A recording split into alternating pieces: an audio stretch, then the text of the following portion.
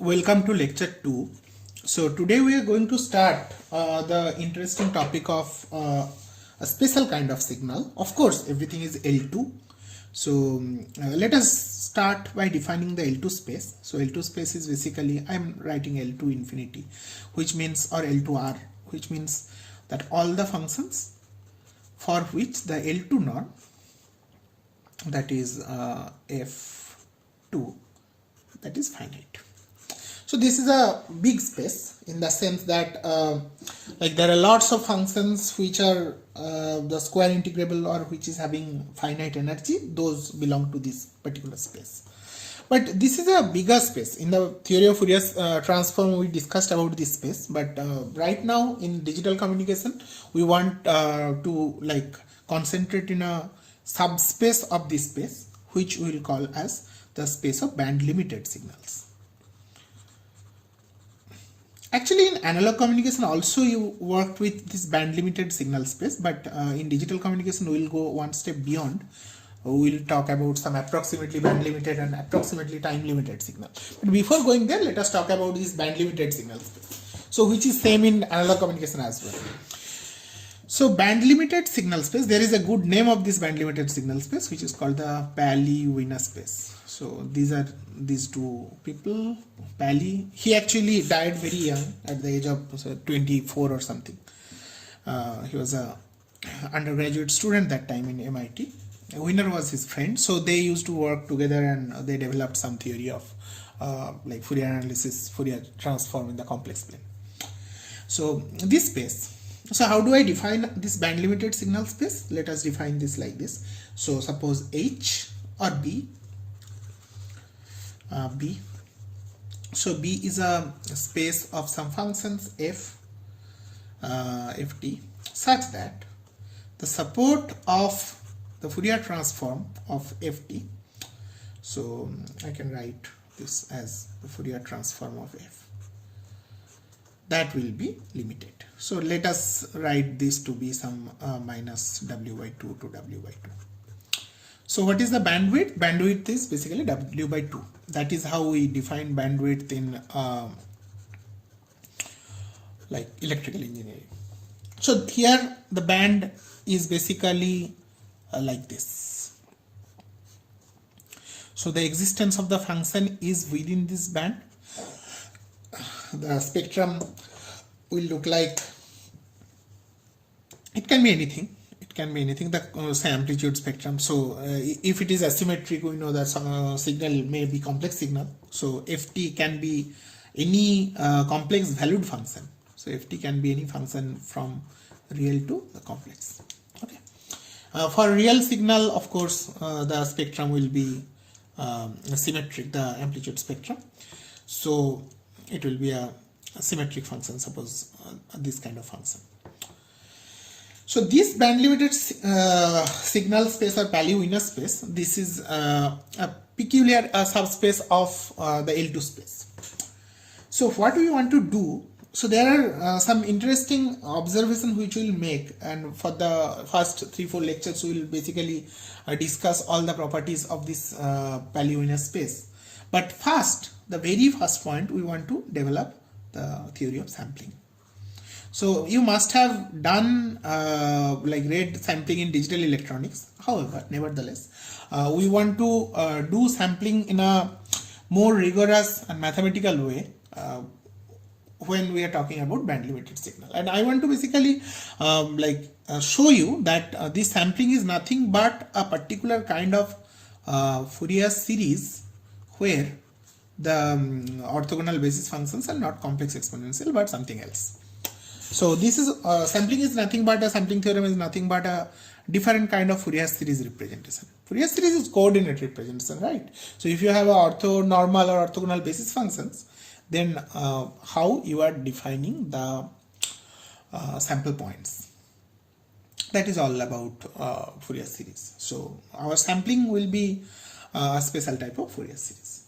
So how do I develop that? So first, we want to define another space, which is the so-called space of band or like time limited, you can say, or you can say like limited support. So let us define a space which is say D. So D is a space. Let us define it to be like this. Some F dash. Let us write it. Okay, fine. So F dash such that the support of such functions is just this, minus w by 2 to w by 2. I am taking the same notation w by 2 and w by 2 such that we can relate these two spaces. That is my first observation. So suppose this is also a space. This space will again come again and again, which will be called the time limited space. Here I am writing just support limited space. I am not specifying it to be a time yet. So now if I observe these two spaces, this curly B and curly D, and if these like values are same, minus w by 2 and plus w by 2, then these two spaces are related by a particular operator which is called the Fourier transform. How? So this is the Fourier transform operator. So how the Fourier transform operator is defined? It is defined, so for all L2 functions Fourier transform is defined, that you have already seen from our like preparatory lectures. So Fourier transform, we are quickly defining it. So for any function, okay, I am using the regular frequency form such that this is basically the regular frequency, not the angular frequency. So functions are related by these forms. So gt is equal to integral g dash g hat f e to the power plus I 2 pi ft df minus infinity to infinity, where f is basically frequency. And so here I used f for the function, but you understand from the connotation what is what. Okay, so g hat f is equal to integral minus infinity to infinity gt e to the power minus I 2 pi ft dt. So this is how Fourier transform is defined, and this is the so-called synthesis formula, and this is the analysis formula. This is called the spectrum, right? So if you have this definition of Fourier transform intact for the L2 space, then any subspace of L2 space, say B or D, Fourier transform is always defined. Now let us observe those two spaces. Suppose this is the space B and this is the space D, and both are subset of subspace of L2. Now you take any function here, say some h. Then we know that what do you mean by h? H means a function such that the Fourier transform of this function is having finite support. Fourier transform of the function is having finite support. So, and this support is defined by the so-called bandwidth, and there exists some function here which is having the same support, because this space is basically space of such support limited signals. So there exists some h hat which is having the same support. So obviously this h hat is the Fourier transform of that h, provided that they are having the same support. Then we know the uniqueness of the inverse Fourier transform, that h is also the inverse Fourier transform of h hat. This is the inverse Fourier transform. So this is a unique like onto and one-to-one map, or the bijection. This Fourier transform is a bijection, so there can be only one function here which is the Fourier transform of that. That is the uniqueness property of Fourier transform, right? Now the story does not end there, because Fourier transform is not only unique, Fourier transform is having some other curious properties. For example, it is isomorphism. It is isomorphic isomorphism, that is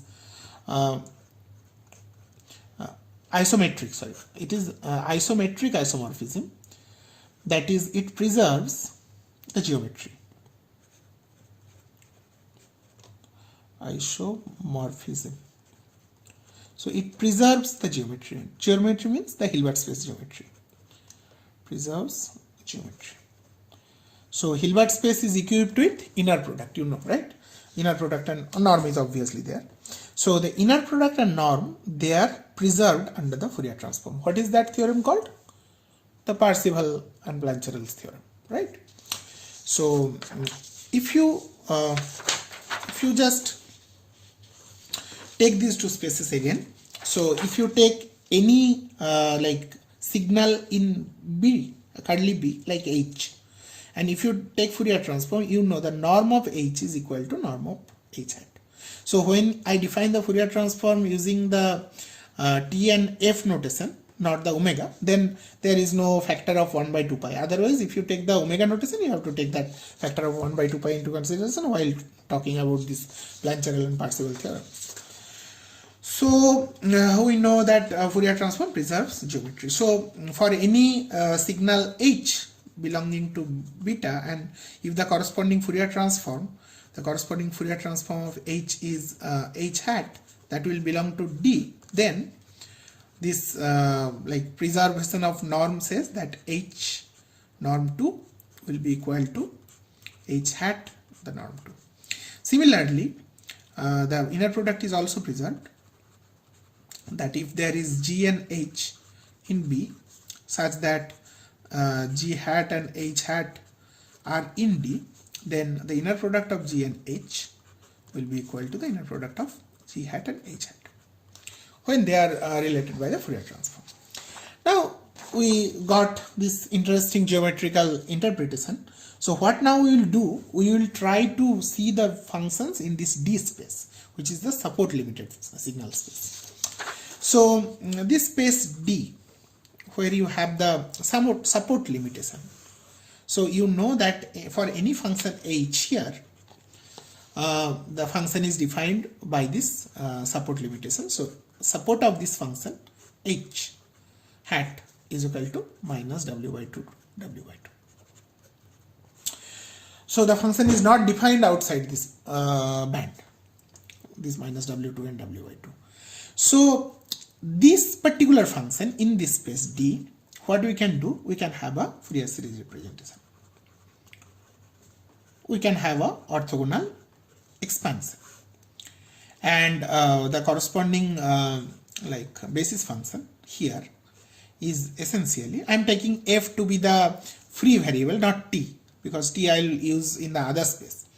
So these orthogonal basis functions we can take to be the complex exponentials for like regular Fourier series. Then any function here can be written H hat, say F, will be written as the Fourier series. So this is the Fourier series I am defining. This is, you know, this is not really equal to, this is convergent in the sense of like L to mod mean square, or LIM, limit in mean square. Then the Fourier series can be written as H hat F into phi NF into phi NF. That's Fourier series, and for all n is equal to minus infinity to infinity, right? Then this is the Fourier series. Then what I want to do, I want to see that these phi NF, how those phi NF are defined. The phi NF are defined as they are the complex exponential in this support. So those phi NFs are essentially this. They are orthonormal, so not only orthogonal, they are having unit norm. So it will be 1 by root over of W e to the power minus, I am taking minus, this is also is having a purpose. It does not matter whether you take the basis functions to be plus or minus, because your n is running from minus infinity to infinity. So even if you write it in the minus, it does not change anything. So n 2 pi by W into F. This is when F is less than W by 2 and 0 otherwise. So for F is greater than W by 2. So less than equal to same. Okay. These are the complex exponential basis functions, and which are orthonormal. Orthogonal and normal, so orthonormal.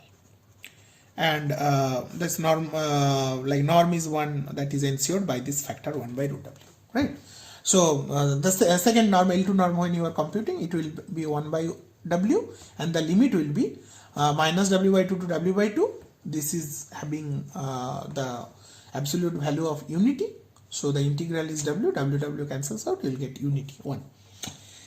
Right. So now what I will invoke, I will use is basically the so-called geometry preservations of Fourier transform. So if you, from this space where you have this kind of Fourier series representation in the space D, how we can go from D to D, which you can move by via inverse Fourier transform. That is how you should proceed. So what I say that if you have some orthonormal basis system in D, which are say the complex exponentials phi and f's, then if you move to B, the other space, which is the band limited signal space, via the path of inverse Fourier transform, then this inverse Fourier transform, which is also a Fourier transform, this will preserve the geometry. Geometry means for all the functions, they will have another set of functions which are, say, let us write it by ENT. Then these ENTs will also be orthonormal. So the norm is preserved, the inner product is preserved. So between two functions, it will be orthogonal. Here also it will be orthogonal. And if this is unit norm, this will also be unit norm.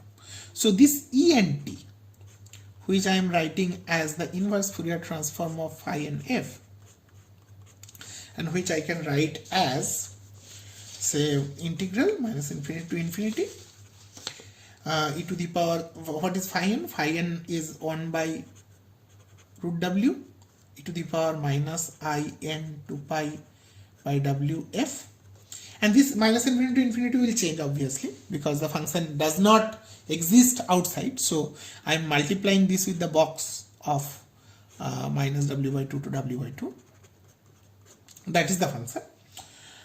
So this function is essentially, I can write it as 1 by root w e to the power minus I n to pi by w f to box of minus w by 2 to w by 2. This is how I can define. So that into for inverse Fourier transform, it will be e to the power plus I to pi f t df. So this integral will be 1 by root w minus w by 2 to w by 2 e to the power minus I n to pi by w f e to the power plus I to pi f t df. This is the inverse Fourier transform by which you are getting En, and by the preservation of geometry, we know that these are also orthonormal. And if we get these orthonormal basis vectors, then we can have a Fourier series here also. Okay, so let us compute this. This will be 1 by root w minus w by 2 to w by 2 e to the power I 2 pi f into t minus n by w df. So which will be equal to 1 by root w into e to the power I 2 pi t minus n by w into w by 2 minus e to the power minus I 2 pi t minus n by w into w by 2 divided by I 2 pi t minus n by w. So this can be written as this w goes up, so w by root w into this is 2I sine pi into wt minus n divided by 2I into pi into wt minus n. So 2I cancels out, it will be root over of w into sine c, that is the cardinal sign of wt minus n. That is how sine c is written, right? Sine c theta is equal to sine pi t divided by pi t.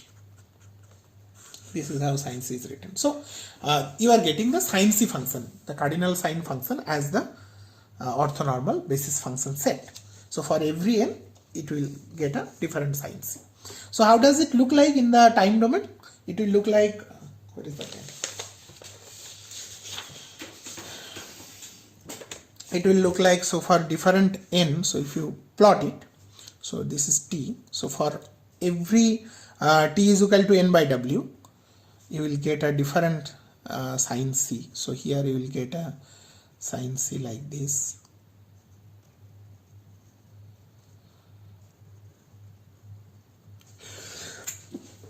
and over there you will get another sin c function,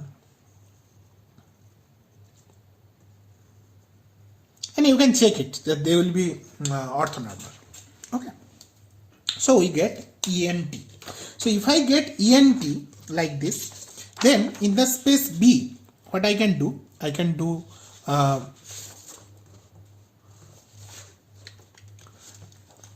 Fourier series expansion. So in that space B, where I have the orthonormal basis function ENT, I can have a Fourier series representation. So for the function h, which belongs to this B, I can write ht is equal to summation ht ENT. This is my Fourier series representation. Now look at the Fourier series representation in the space D. In the D space, the Fourier series representation was that. Now from phi and f, what you did, you computed the corresponding orthonormal basis function in the space B by this inverse Fourier transform, from where you got the cardinal sine functions. Now to complete the Fourier series in B, the band limited signal space or the Paleo inner space, what you have to compute? You have to compute the inner product, ht with ENT. Now what we will do again, we will invoke the preservation of geometry under Fourier transform. So we know from the Parseval-Plancherel theorems that ht ENT, the inner product, is nothing but h hat f phi n f, isn't it? And that is true for all n. So this inner product we can compute by computing this inner product, which is h hat f phi n f. Let us compute that. So what is h and f phi n f? So this is integral minus infinity to infinity. What is h hat f? This is the function in that D space. This is the so-called D space where you have defined the h hat. And what is phi n f? Phi n f is 1 by root omega, root w, e to the power. This function is e to the power minus, right? I have already defined it. It is e to the power minus in 2 pi by wf. So when you take inner product, it will have the opposite sign. So it will be plus in 2 pi by wf. Okay. So you can write the box, but it does not matter whether you write or not, because this function is not defined outside the band. This function is also not defined outside the band. So this space h hat, it is defined within the support of h hat is minus w by 2 to w by 2. So it does not matter whether you take the like limit from minus w by 2 to w by 2 or minus infinity to infinity. It is same. So df. So this particular integral, if you now compute, this is curious, because 1 by w minus infinity to infinity h hat f e to the power plus I 2 pi f n by w df. Now isn't this integral familiar? You see, if you forget this remaining integral is nothing but, let us look at the definition of the inverse Fourier transform. So this is the inverse Fourier transform synthesis formula. So from g hat f, how do you get g hat gt? So you see, it is exactly similar. H hat f e to the power I 2 pi f, but instead of t you have n by w, and here t is continuous, here it is not. So this is essentially 1 by root w. This thing is minus infinity to infinity h hat f e to the power plus I 2 pi f t df computed at t is equal to n by w. See, now you have for you are doing it for some discrete points. You are doing it for some discrete points. So what is this? This is the inverse Fourier transform of h at f. So you are getting ht at t is equal to n by w, which is same as 1 by root w h of n by w. So we computed the inner product as well. Now you combine it. So you put this value here. So what do you get for ht? So you get ht is equal to summation ht ent n is equal to minus infinity to infinity, which is equal to, now this inner product is 1 by root w h n by w, and what is ent? Ent we just computed. Wait a minute. Ent is root w sin c. So root w sin c wt minus n. So root w cancels out. This is for n is equal to minus infinity to infinity. So I can write it as n is equal to minus infinity to infinity h of n by w sin c wt minus n. And this is exactly the sampling theorem. So what you are doing, you are saying that the signal, which is a band limited signal having bandwidth w by 2, you can get the signal back for all t. This signal is this equation is correct for all t. Of course it is like inverse Fourier transform. So you are defining it. This Fourier series is basically coming from a definition of inverse Fourier transform. So this ht is like approximately equal to, in L2 norm, equal to this, where this h is computed only at some discrete points n by w, which are very much countable, which are the natural numbers, not the real number of t. So what you are doing, you are having a signal, any signal which is band limited, and you are seeing that if you can collect the data only at those points which are n by w, and for all n, so n is equal to minus infinity to infinity, then those values are good enough to get the function at every point. This is sampling theorem, and that is basically at the heart of digital revolution. So your entire digital revolution, whatever we are doing, digital computer, digital signal processing, digital communication, digital image processing, everything is dependent on this particular theorem. So these are the coordinates. So this is the infinite dimensional vector, but countable infinite dimensional vector, which is the coordinate of the signal when you are expanding it. The basis, the orthonormal basis function, is the cardinal sign functions. Okay. So this is a remarkable result, and I wanted to show at the very outset, because this is the digital communication course. So let us learn digital revolution, the heart of digital revolution, which is the sampling theorem, at the very beginning. Okay, you must have been done this sampling theorem using the Dirac-Combe. Now what I am suggesting you to compare this result with the derivation you have done using Dirac-Combe, but I did not use any Dirac-Combe or Dirac delta function for that matter, because those are actually distribution functions. I did not want to use them right away, because my tool is basically Fourier transform and Fourier series for the time being. Okay, so this is a more rigorous proof in that sense, because I did not use any distribution as of now, because I am within the scope of L2 functions. Okay.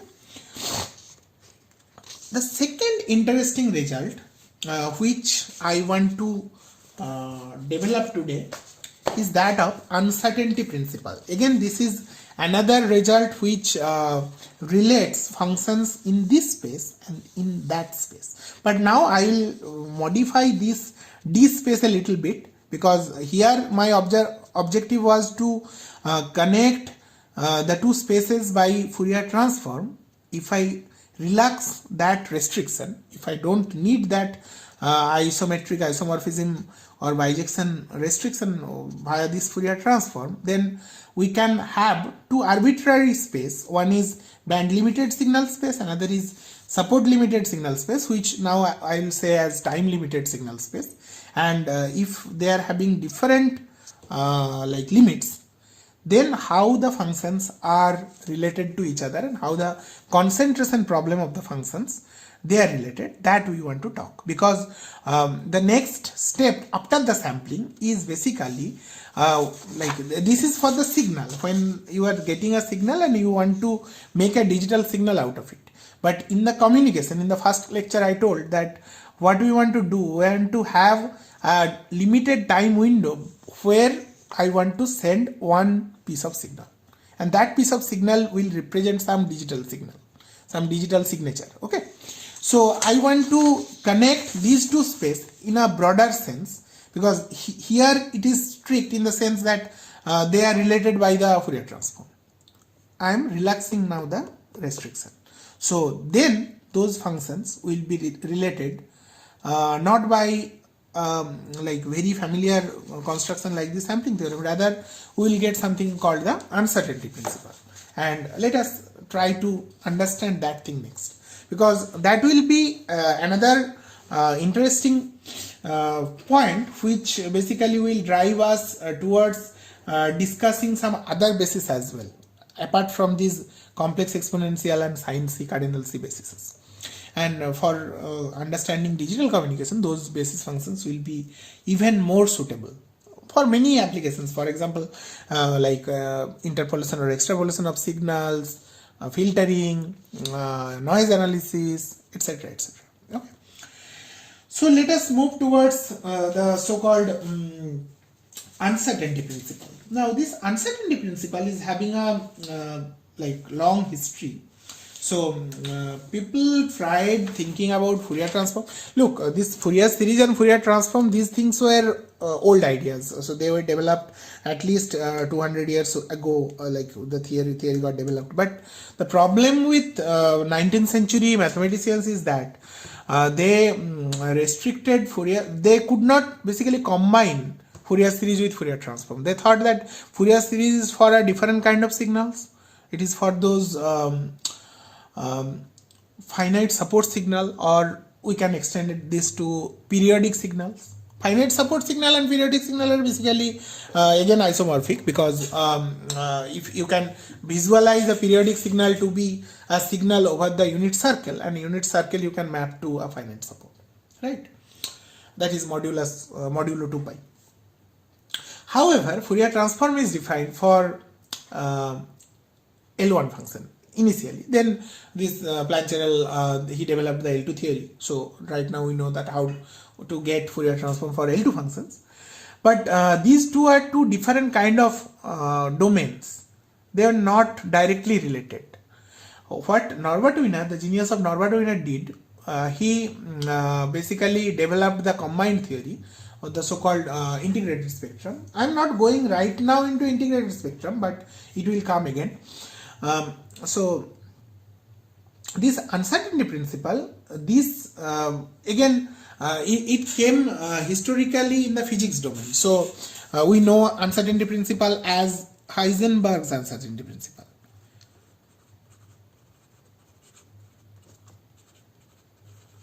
So this is again another interesting historical story, that Heisenberg, what he observed, that when he tried to measure the momentum and position of a atomic or subatomic particle, what he observed is that you are not getting both simultaneously correctly or accurately.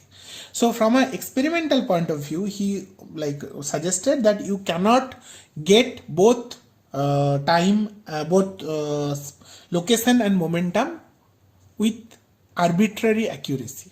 So if you want to measure one, the other one, the certainty about the other one will be lost. So this was obviously curious, because physicists thought that our limitation of measurement is only instrumentation limitation, but whether it is really fundamental, there was a big debate. So people joined in, like Wolfgang Pauli, and then Niels Bohr. Everybody talked about it, and what they thought that it has to do with something with the energy of the photon and all.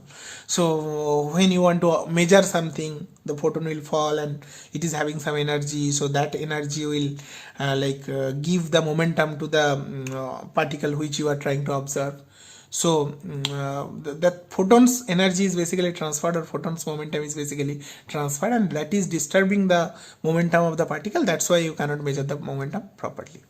This kind of understanding, like some kind of hypothetical understanding that tried to impose, they developed this hypothesis, but this was never proved. Then in the 1950s, after say 20-30 years, this mathematician, Weil, he basically told that no, uncertainty principle is not only a matter of quantum mechanics, it is not only related to the position momentum of a subatomic particle, which you have to observe using a photon, but it is a generalized property, and it is basically the property of the Fourier transform. So he showed that if the position is like a time domain signal, its momentum is like the Fourier transform of the signal. So I am not going into that quantum mechanical stuff, but this is well understood right now. So what I want to show you that the signal and its Fourier transform both cannot be arbitrarily concentrated. You cannot have arbitrary concentration of both the functions. So if I take, so for example, whatever we have already drawn, so if you take any signal and if you suppose this is H, so I am saying that this is H is band limited signal. Band limited means its Fourier transform is having support limitation. So if this Fourier transform is having support limitation and this is band limited signal, then I can say that this signal cannot be time limited or support limited. So this cannot be part of any such other D. So that's why I am not restricting to this D. I am basically opening up D to a more general setup where this restriction will not be there. Okay. So I am saying that this is the function space B and this is the function space D, where I am saying defining this B to be all such HT say such that the support of the Fourier transform of HT is equal to say minus W by 2 to W by 2, and D is defined as say I can write now some other function also because I don't need H hat anymore, they are not related by Fourier transform. So some Ft such that, or Gt such that support of Gt is equal to minus T by 2 to T by 2. Okay, I am now defining both as time domain signals. Okay, then it says that you cannot have any non-trivial overlap between these two function spaces. The only function which can belong to both the spaces is the zero function. This is obvious because if you take any function in this B space, so the support of its Fourier transform is this. So I can write the function Ht. So suppose Ht belongs to B, then I can write Ht as the inverse Fourier transform formula is like minus infinity to infinity for some function h hat, say f e to the power plus I 2 pi ft df. But now I know that this h hat f, it cannot like have infinite support. Its support is minus w by 2 to w by 2. So it will be minus w by 2 to w by 2 h hat f e to the power plus I 2 pi ft df. So this is a truncated like Fourier integral, right? And since it is a finite domain, it is a finite support, so clearly ht is analytic function. Ht is analytic function. This function is a linear combination of some complex exponentials, and where this range is finite, so this is analytic function. And if it is analytic function, then from complex analysis we know that this function cannot be zero. It can have some discrete or disjoint zeros, but it cannot have concentrated zeros. So complex analysis says that if ht is 0 for any interval, for any a to b, any interval, then ht is 0 everywhere for all t. This can be shown from the Taylor series construction, because for analytic function, when it is a finite linear combination of complex exponentials are analytic functions or entire functions. So this is also entire function. So this entire function, it can have 0 only at some disjoint points of time. It cannot be 0 for any interval.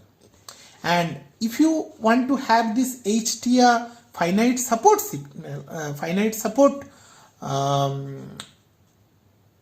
subspace like D for any arbitrary t by 2 to t by 2, then obviously the function is 0 outside, because how this is defined, this gt will be 0 outside this t by 2. So if a and b both are greater than t by 2 or less than minus t by 2, then that function will be 0, and if that function will be 0, it will be 0 everywhere. So you cannot have any non-trivial overlap between these two functions, spaces, subspaces. So the only point where these two can intersect is at the 0 point. So I can draw them like this. So they can be like this. So this is suppose the L2 space, and this is say B space, and this is say D space for any arbitrary minus w by 2 to w by t support of the Fourier transform, and this is for minus t by 2 to t by 2 support for the function. They can overlap only at the trivial 0 function, which is 0 identically for all time, right? So this is obvious. So you cannot have a signal which is simultaneously band limited and time limited, although in digital communication we want to achieve that. So that is another issue. But this is mathematically speaking, from simple complex analysis we know that this is not possible. So the next question, what people thought, like while and all, that while connecting to the uncertainty principle, okay, fine, we cannot have strict limitation, but what if we have a nice concentration? So do you know what function is having the identical function when you apply Fourier transform, or what is the eigenfunction of the Fourier transform operator? Do you know any function which is eigenfunction? There are many actually, but one good choice is the Gaussian kernel, the Gaussian function. So if you take a Gaussian function and if you take the Fourier transform of that, you will get another Gaussian function. So its shape is preserved. So that is why it is called the eigenfunction of Fourier transform operator. So let us look at that kind of function. So let us take a Gaussian function B and look at the spectrum, the Fourier transform of that. So that will be also having a similar kind of structure, like waveform. Now if I ask you that can you make them arbitrarily concentrated? That means I want to have the maximum energy of that signal within a small range, arbitrarily small range, and also its spectrum to have a arbitrarily small concentration. So I want to make it, because Gaussian can be, these are all Gaussian. This is Gaussian, whether it is having a large spread, or if you have a something like this is also Gaussian. The only thing which is different is the variance, right? So Dirac delta is a limit of Gaussian, right? So the question is that can we have this arbitrarily compact, arbitrarily concentrated such that it can resemble a Dirac delta kind of function? The answer is no, and that is what the job of uncertainty principle, and I want to prove that now. So basically, if you can resemble, the Gaussian can resemble a Dirac delta function, that means you have certainty, there is no uncertainty anymore. So to prove the uncertainty principle in the general form, what do we have to define? We have to define something like some spread, how the signal is spread, how the energy is spread, right? That I want to define. So and using that I want to construct a corresponding uncertainty principle which will be similar to the Heisenberg's uncertainty principle, and that will give us some clue regarding the properties of Fourier transform. So how do I define the spread? So one thing we know from probability theory is that the variance is like it basically defines the amount of spread. So it's a nice it's a second moment, but that's a nice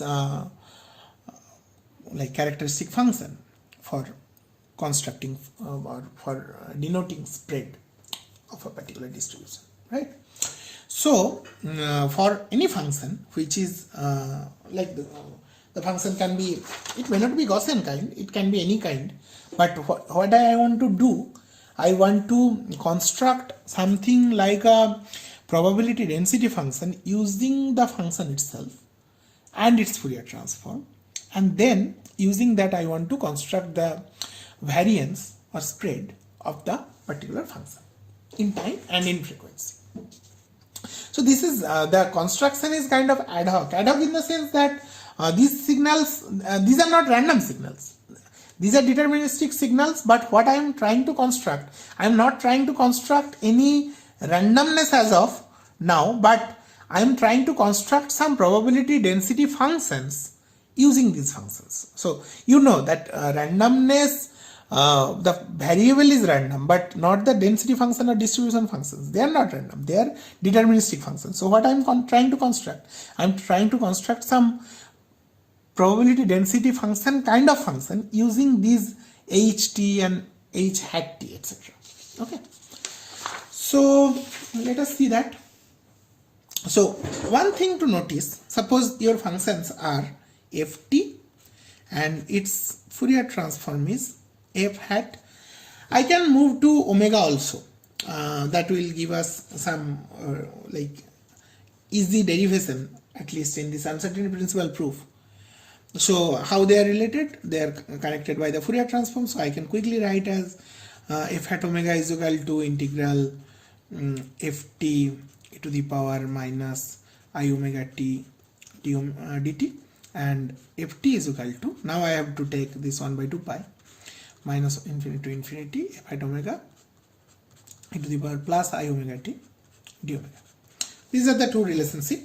Now observe that the total energy of the signal E, if I write, this is like the energy or the L2 norm, you can say this to be the L2 norm square. So which is minus infinity to infinity ft square dt. I am taking the modulus because without losing any generality it can be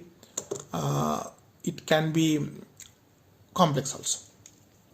And I know from the Parseval relationship that it is equal to 1 by 2 pi minus infinity to infinity f hat omega square d omega. So these two things are known. So what we can do, I can observe that integral minus infinity to infinity ft square divided by E dt, this is equal to 1. Similarly, integral minus infinity to infinity f hat omega square divided by 2 pi e d omega, this is also equal to 1. Now you observe at this function ft square by t, ft square by e. So this basically resembles a PDF because it satisfies all the criteria of a PDF. This is non-negative, the integral is 1, right?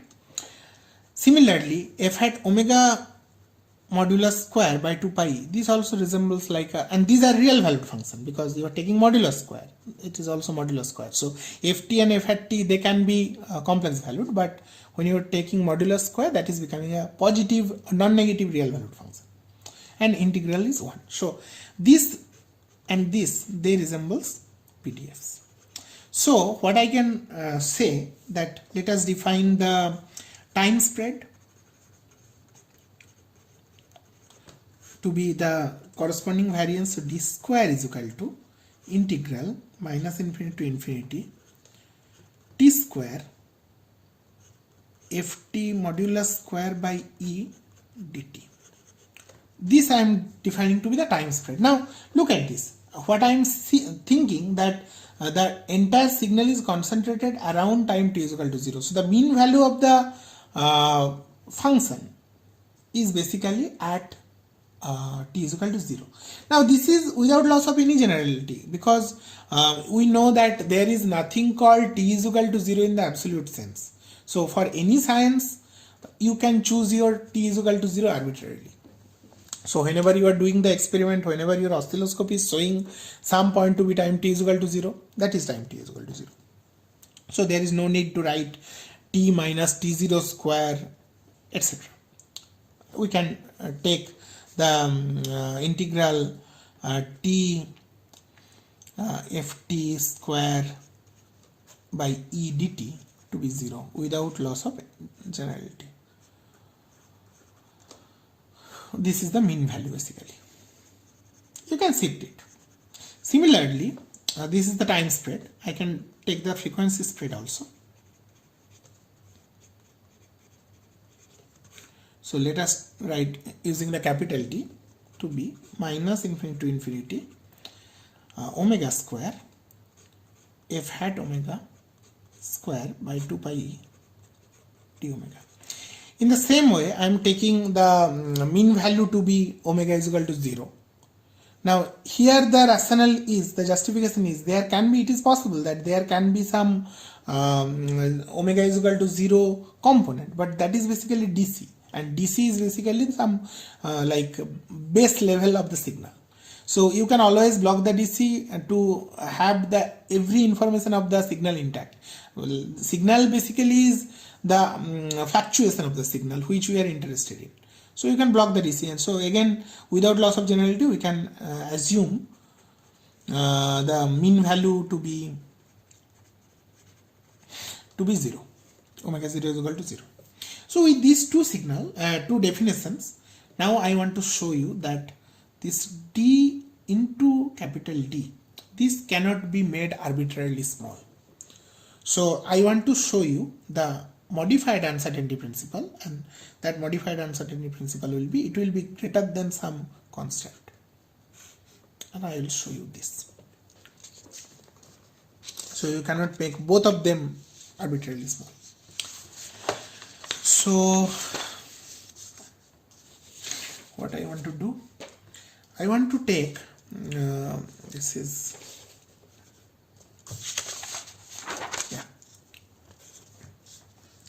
so I want to use the concept of Schwarz inequality basically. So the Cauchy-Schwarz inequality that will be used for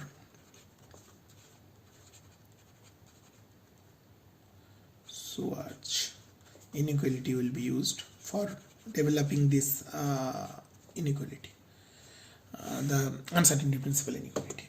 This is interesting because nobody thought that the uncertainty principle is as fundamental as the Cauchy-Schwarz inequality, which is essentially the triangle inequality. So it comes from such a fundamental level. It is nothing related to physics so much. It is very much mathematical, very much from basic Euclidean geometry. So to develop this, one requirement is the smoothness of the function. So because we are talking about some good functions, some nice smooth functions like the Gaussian, such that we are not bothered about the square kind of wave, because we have already shown that if you take a square kind of wave like the box function, the corresponding transform, Fourier transform will be a sin c. So that is already has been taken care of. But when you are talking about something like Gaussian, so that is reasonably smooth function, and I want a kind of decay for this kind of proof. There is a even more general proof, but for the proof I am doing right now, I need a like moderate assumption. So that assumption I am making is as follows. So the function ft is smooth enough, and it is decaying pretty fast. So at least the rate is ft is of the order of the little o 1 by root t. So what does that mean? It means that root t ft, it goes to 0 as t tends to infinity. This is a reasonable assumption because my ft is L2, right? So it has to die down pretty fast. Now if it is smooth, then we can define two more functions which will be L2 as well. So one is wt and another is zt. So wt I am defining to be the tft, and zt I am defining to be dfdt. You know, these two operators are basically the so-called position and momentum operators. I am not going into that detail, but the construction is connected to quantum theory. This was the genius of Weil, who recognized that these particular operators can give you the uncertainty principle, and both are unbounded operators. So this is multiplied by the time, this is the differential operator. We know they are unbounded operators. So what can be done now, over these two functions I can apply the Schwarz inequality. So Schwarz inequality, what does they say? It says that the inner product of zt and wt, it will be less than equal to the norm of zt to norm into the norm of wt. Let us compute that, this inner product and these norms, and that will directly give us the the uncertainty principle. So first let us compute the inner product zt and wt. So it will be integral minus infinity to infinity, and what is zt? dfdt. What is wt? tft. So tft dfdt dt. So what is that? That is essentially minus infinity to infinity t into ddt of ft square by 2 dt. Okay. So yeah, like let us take, without like going further, let us take this is smooth and real valued function. That will keep this proof a little easier. For complex we have to take a different route actually. There will be a little more intricacy which will come from this derivative and all. We cannot just take that derivative directly, or to take some transpose and all. For real valued it is fine. So what is this? This is, now we can do integral by parts. So integral by parts will give me t into ft square by 2 at infinity and minus infinity minus integral dt is 1 into ft square by 2 dt. So this is 0 because root t ft tends to 0 as t tends to infinity. So this is 0 minus 0, and this is minus ft square dt is basically e. So this is e by 2. So you get minus e by 2. Now we can compute the two norms. The two norms. So the first norm is zt. The square. The square is basically integral minus infinity to infinity zt square dt. So it will be df dt square dt. Now Fourier transform gives that this norm is preserved. So if I take df dt, the corresponding Fourier transform's norm will be same. So that will be minus infinity to infinity. And what is the Fourier transform of df dt? It is omega f hat omega. If we do not we know that f hat 0 is equal to 0, that we have already assumed. So square d omega with a factor of 1 by 2 pi. So this is equal to, what is this? This is nothing but the what did I write? This is nothing but this d square e. So this is d square e.